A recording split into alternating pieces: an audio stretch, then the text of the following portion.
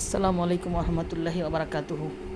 আমরা আমাদের ফরজ ইবাদতগুলোর পরে প্রতিদিন কিছু গুরুত্বপূর্ণ নফল ইবাদত করতে চাই, আমাদের নিজেদের জন্য, নিজেদের পরিবারের সকলের জন্য, গুনাহ মাফের জন্য। অনেক দোয়া হয়তোবা আমরা পড়ার সময়ও পাই না, কোনটা রেখে কোনটা পড়ব।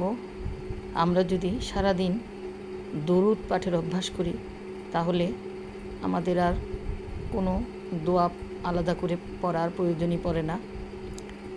একবার একজন সাহাবী রাসূল সাল্লাল্লাহু আলাইহি ওয়াসাল্লামকে বলেছিলেন, ইয়া রাসূল সাল্লাল্লাহু আলাইহি ওয়াসাল্লাম, আমি আমার দোয়ার 1/4 সময় আপনার উপর দোয়া করতে চাই।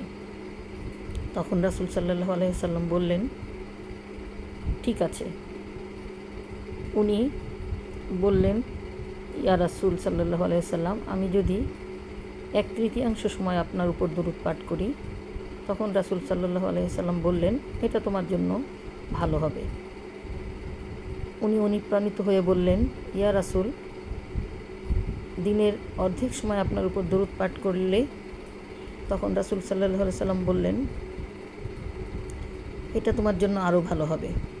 এরপর উনি খুশি হয়ে বললেন, ইয়া রাসূল সাল্লাল্লাহু আলাইহি ওয়াসাল্লাম, আমি সারাদিনই তাহলে আপনার উপর দরুদ পাঠ করব।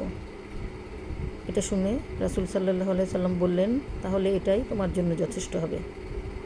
আমরা যখন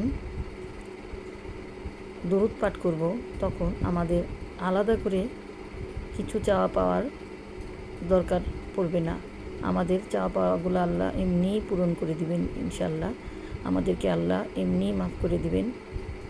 আমাদের যা করা উচিত, যা থেকে বিরত থাকা উচিত, আল্লাহ সেই পথে আমাদেরকে ধাবিত করবেন ইনশাআল্লাহ।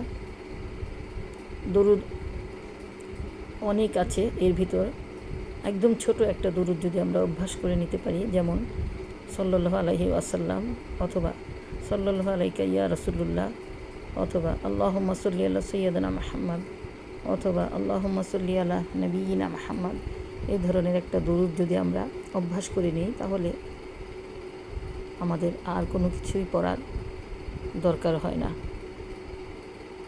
সবাই ভালো থাকবেন। আল্লাহ হাফেজ সবাইকে।